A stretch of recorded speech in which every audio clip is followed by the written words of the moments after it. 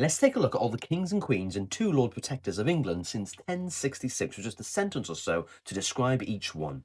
First we have William the Conqueror, and well, he conquered England. Next we have William II, who passed away in rather unfortunate and suspicious circumstances while hunting. Then we have Henry I, who sired over 20 children but still had a succession crisis.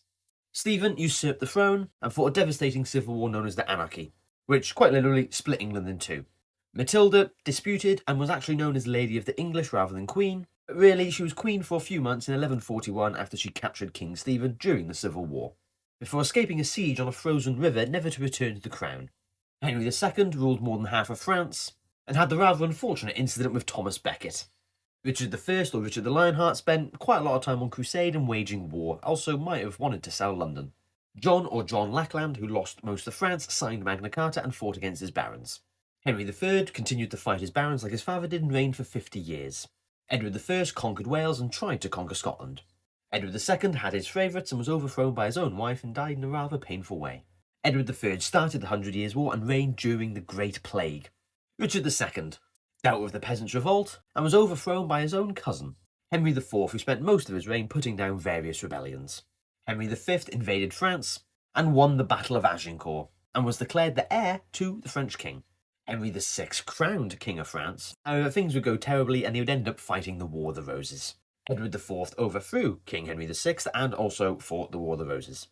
Henry VI came back again to continue to fight the War of the Roses, before Edward came back and put an end sort of to the War of the Roses before they resumed again.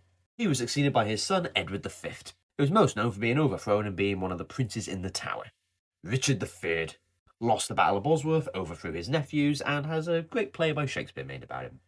Henry VII, the first Tudor king and the victor of the Battle of Bosworth.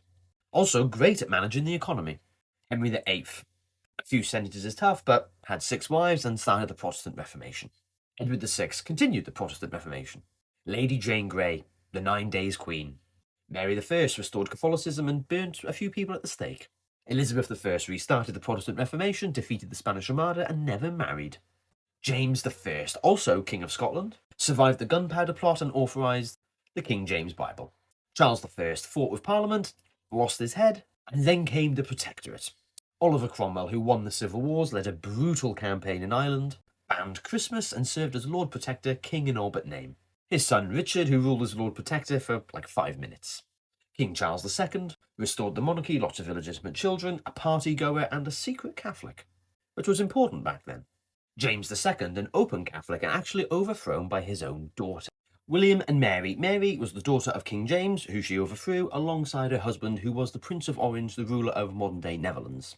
They're famous for starting to take a real backseat to Parliament, who were now becoming more and more supreme after the Civil War, of course. Queen Anne, who signed the Acts of the Union, which created the Kingdom of Great Britain. King George I, the German king, who really couldn't speak a word of English, locked his wife up for decades in Hanover, and now we see finally Parliament getting full control.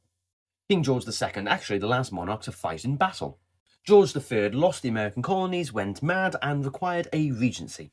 George IV, who was Prince Regent for a bit before becoming king, a massive spendthrift who hated his wife, and he himself was hated by the people. William IV, the sailor king who absolutely loved to swear. Queen Victoria, the Victorian Age, the Industrial Revolution. Edward VII, the Edwardian Age, loved to party and loved to drink. George V loved collecting stamps and was king during the First World War. Edward VIII abdicated. George VI, king during the Second World War. Elizabeth II, the longest reigning monarch in British history. And finally, last but not least, King Charles III. It's too soon to say, really, but he was the longest reigning heir to the throne in British history. And that is all the kings and queens and 2 Lord Protectors. Hope you enjoyed.